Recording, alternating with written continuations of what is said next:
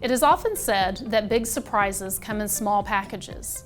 Imagine the surprise of the scientific community when a group of developmental biologists discovered that a small RNA of about 20 nucleotides in length was not translated into a protein, but could affect gene expression.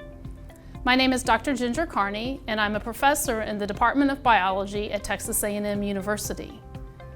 Today, we know these small RNAs as microRNAs, and they are derived from regions of the genome that we previously thought were non-functional, such as introns and the regions between protein coding genes. So the question is, if these microRNAs are not translated into a protein, how can they affect gene expression?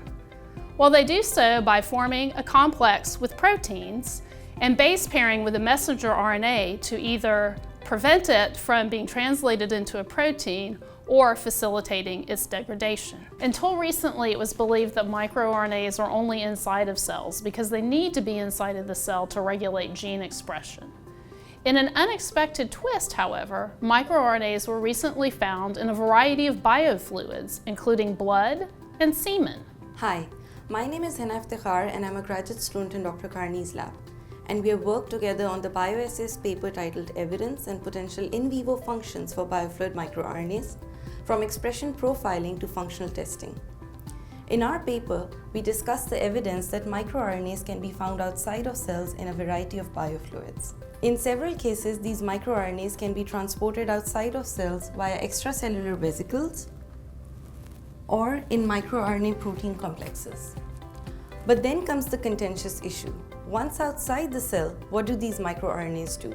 Currently, there are three main ideas being suggested by the literature on extracellular microRNAs. Firstly, regardless of whether they serve a function or not, the levels of specific microRNAs can serve as signatures for different diseases and physiological states. Secondly, some reports have indicated that extracellular microRNAs are present merely as a result of leaky membranes and cell turnover, and they really do not have any biological relevance once outside the cell. Several studies have also shown that microRNAs can be taken up by certain cells and they can influence the gene expression in these recipient cells. But that raises several questions. Are microRNAs released in response to a specific stimulus, or are they released spontaneously? Are specific microRNAs sorted to vesicles for secretion? And then most importantly, even if microRNAs are taken up by cells, are they taken up at high enough concentrations to be able to bring about a significant change in the recipient cell's gene expression?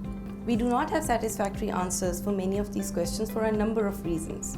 One major factor is that most of the studies that have been done so far have been done in vitro, or even when microRNAs or extracellular vesicles are supplied to whole animals, they're supplied in concentrations that are much higher than their physiological concentrations. Therefore, even if an effect is seen, it is difficult to say if that is something that a microRNA would normally do, or if it's being observed because the system has been overwhelmed with microRNAs. Therefore, in our review, we make a case for using whole animal model systems for more in vivo studies, so that we understand the mechanistic details of the release and uptake of microRNAs by cells. Potential choices for model organisms include mouse, fly, worm, and zebrafish. All of these animals have rich genetic toolkits and express several well-conserved microRNAs. Characterization of microRNAs in biofluids has opened up the possibility for novel methods of intercellular communication. At this point, we need standardized protocols for investigating miRNA activity in whole animals, as well as genetically tractable in vivo systems to investigate their function. These investigations are likely to yield more unexpected findings about the functions of microRNAs in animals.